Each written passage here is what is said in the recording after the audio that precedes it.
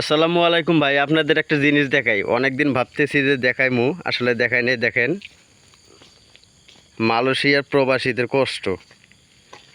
এই যে দুইজন লোক প্রতি মাসে ভালোই টাকা ইনকাম করে, 2200-2500 টাকা পর্যন্ত ইনকাম করে, কিন্তু খাবারের সিস্টেম দেখেন পলিথিনে, তরকারি মরকারি কিচ্ছু নাই, খালি কাঁচা মরিচ পেঁয়াজ এইসব দিয়ে খাবার খায়। এই 2500 টাকা ইনকাম করলেও প্রতি মাসে 100 থেকে 120 টাকা পর্যন্ত এরা খাওয়ার টাকা রাখে, আর সমস্ত টাকা দেশে পাঠায়। এই দুইজন লোকের একজনের 12 বছর, একজন হচ্ছে 17 বছর। ওই যে ওনার হচ্ছে 17 বছর, 17 বছরের মধ্যে একবারও বাড়িতে যায় নাই। আর এই 17 বছর বাড়ির মধ্যে টাকা দিছে প্রায় 2.5 কোটির মতো, মাত্র 100 টাকা খাওয়ার জন্য রাখে।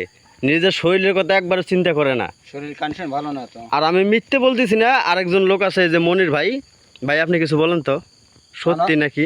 সত্যি ঘটনা এটা। আনোয়ার ভাইয়ের শরীর কন্ডিশন ভালো না। আনোয়ার ভাই কোনটা? আনোয়ার ভাই কোনটা? আনোয়ার ভাই এই যে এটা হ্যাঁ। আর ওনার নাম কি? ওনার নাম মাসুদ, এমডি মাসুদ। কতদিন হয়েছে এদের? মাসুদ 17 বছর আছে, একদিনও বাড়ি যায়নি। আর আনোয়ার ভাই?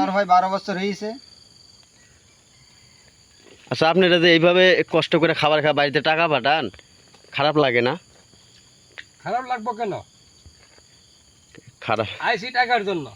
টাকার জন্য আসলে মানুষ নিজেরটাও তো চিন্তা করে। পরিবারকে এত টাকা দিলেন, পরিবার এখন মনে করেন যে আপনি ইনকাম করতেছেন, পরিবার আপনার কাছে ভালো, আপনিও পরিবারের কাছে ভালো। কিন্তু এমন একটা সময় আসবে, আপনি আল্লাহ না করুক আপনার একটা সমস্যা হয়ে যাক, আপনার পরিবার আপনার দিকে তো তাকাইবো না। সেটা উপরওয়ালা দেখবো।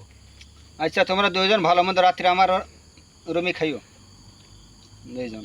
আচ্ছা ঠিক আছে।